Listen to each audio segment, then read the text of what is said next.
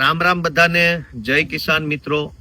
આજે હું અમારા વિસાવદર તાલુકાના મોટા કોટડા ગામના નલિનભાઈ સાવલિયાની વાડી અમે બધા ખેડૂતો ભેગા થયા છીએ.